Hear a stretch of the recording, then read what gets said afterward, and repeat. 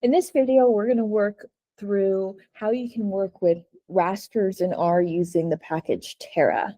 We're also going to work through how you can then start to visualize rasters with the help of ggplot.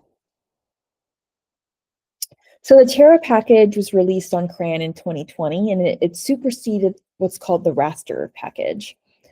This allows you, again, just like the SF package to SP, it allows you to easily work with raster data. And what's amazing is that raster data sets are stored on disk and are quite large to be loaded into memory.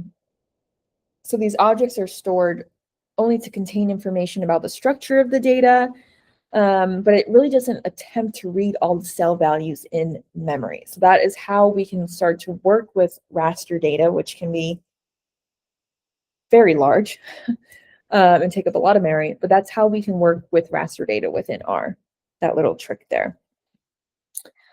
And to add on to that, just when performing computations with raster objects, data within R, data is processed in chunks, again, giving us more power to work with raster data. So if you're moving from the SF video to this raster video, you have heard what was called SF objects, which was more of those vector data. Similarly, when working with rasters here, we're working with SPAT or spatial raster objects.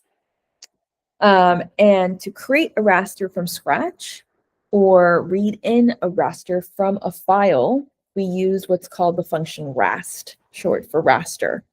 So within there, we can include a shapefile, or excuse me, a path name to a raster, or we can create it from scratch as well.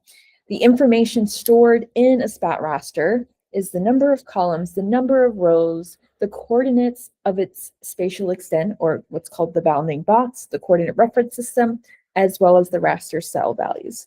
That's it, just like in GIS.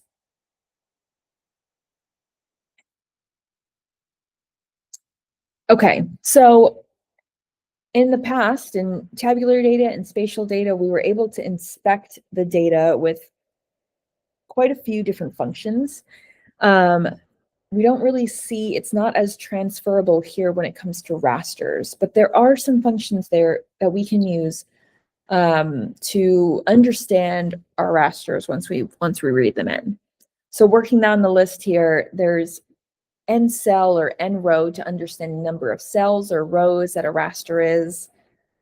There's NLYR, which gives us the number of layers, because you could read in a raster that has multiple layers to it, which would be quite complex. There's res, which gives us the resolution of the raster. That is the one I use the most, as well as ext, which is the extension of the raster or the bounding box, and then finally CRS, another one that I use a lot. And this helps us to understand what the CRS is of the raster. If you've tried to use this in R and use CRS parentheses and put your raster name in there, what you might notice is a huge output of a description of the spatial information defining the CRS, and you usually have to scroll back up in your console to the beginning just to understand what the CRS is. A great trick here is to include in the parentheses describe equals true, and that gives you a much cleaner description of the CRS. It's just a small little trick to remember when checking the coordinate reference system of a raster. Okay, so some of the ways in which you can manipulate a raster or a spat raster object are listed here. We have crop and mask, very similar to what's in GIS. Crop allows you to cut out geographic subsets of a spat raster object, while mask allows you to hide or remove cells from a raster layer based on the geometry of a second spat raster. There's also, you can do a little bit of both, and we're going to work through an example here, but you can do a little bit of both by crop. Within the crop function, you can add the argument mask equals true, which crops and masks a single stat raster object. Okay, so just as an example here, say this is your original raster.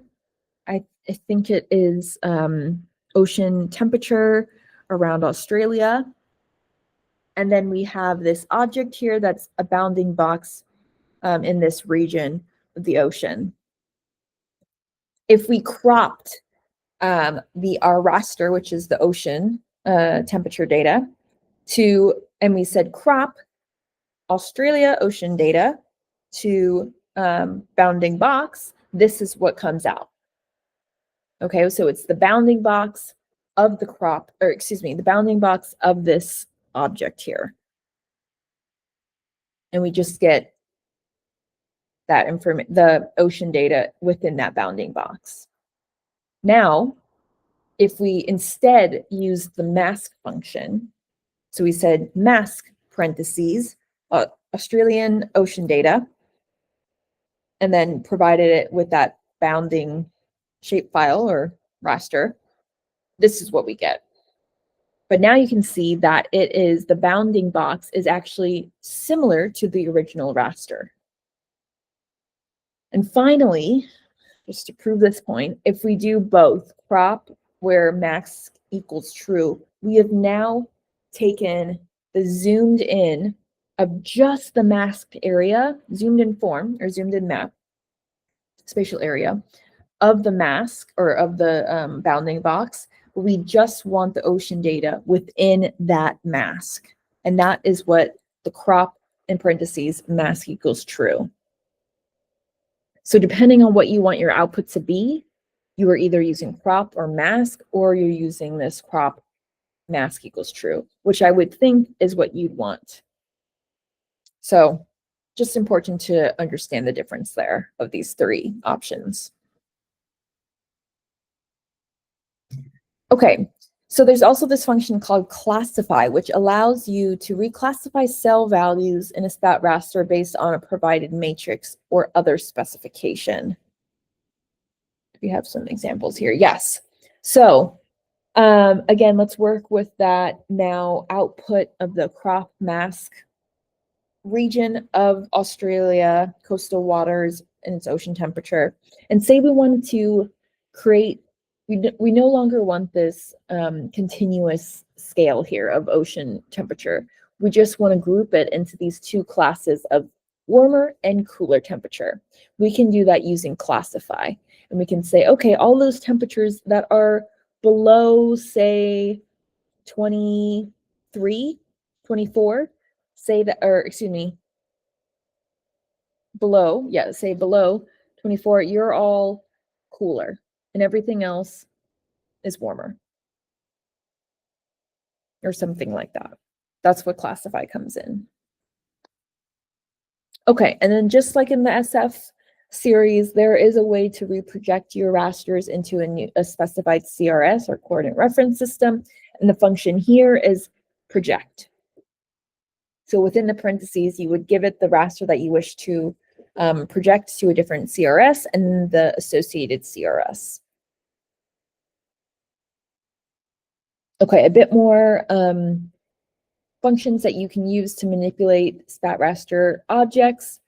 There is aggregate and disag. I don't know why aggregate for that function, it's spelled out completely, while disag is shortened, but it is. And this helps you to change the resolution with a specified function for what to do with group cells. So for example, say you want to go, aggregate would be used for when you want to go to a coarser resolution. And say, for instance, you're going from 60 meters to 30 meters, maybe you're taking the mean of each grouped or aggregated set of cells. You can indicate what sort of function to use. Disag would be the opposite. So you're going from more coarse resolution to a finer resolution.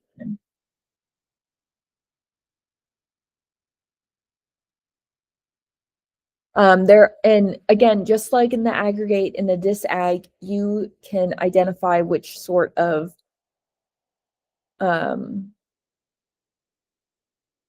you can actually identify the factors in the X or the Y direction that you wish to aggregate in. Okay, so there's another function called resample, and that transfers the values of one raster to another with a different geometry, such as a different origin or resolution. That's usually why I use it, is for a slightly different resolution that is cannot be cleanly done using aggregate or disag. So that's where resample would be used. And there are different methods that can be used, or different functions that can be used to resample your raster. The most common ones are the nearest neighbor assignment, and that's more for categorical data, or the bilinear interpolation for numerical data. So these are actually the defaults within there. So your R is smart enough to know, okay, you're giving me a raster that is categorical, I'm going to use nearest neighbor. But if you give it a raster that is numeric, it'll use bilinear interpolation. Okay, and finally, there is a merge function that helps you to combine multiple rasters of different extents, possibly, into a single new object, creating a larger spatial extent of a raster. So in the parentheses, you would just feed the two raster names into the function merge.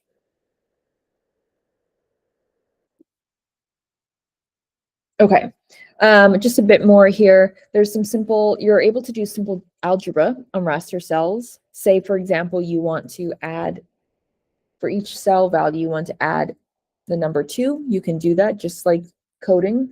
You can put the raster name plus 2, and that will add 2 to each of the raster cells. There's also these other functions called global and zonal, and that computes these summary statistics for an entire raster layer that's global.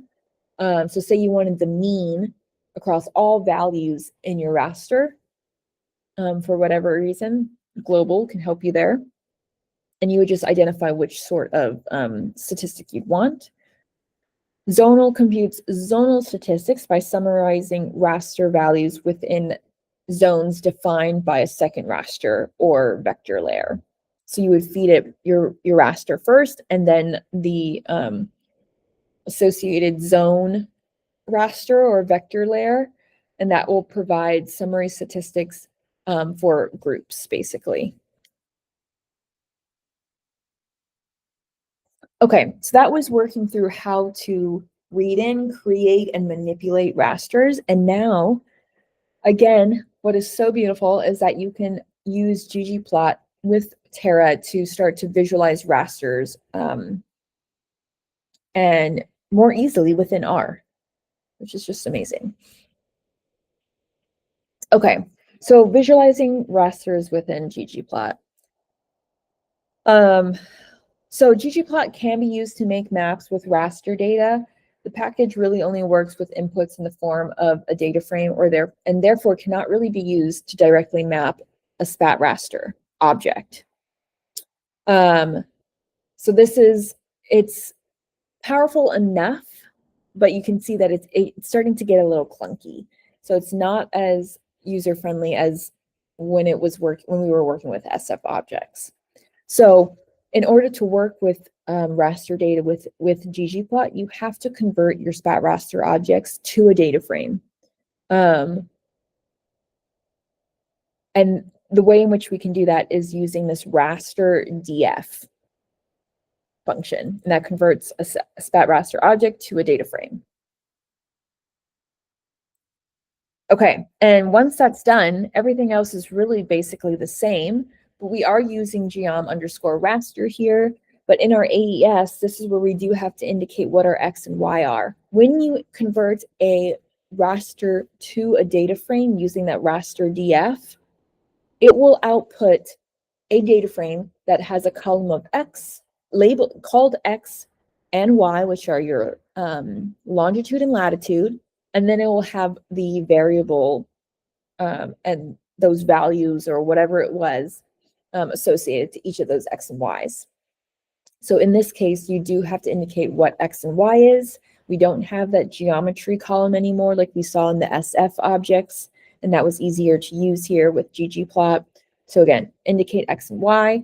it should look just x equals x, y equals y. And from there, everything really is the same. It does build on top of the SF work that we did. So you do have that chord underscore SF to indicate your X and Y limbs, your bounding boxes of your map. You can say expand equals true or false. And then again, you can add your north arrow and your scale.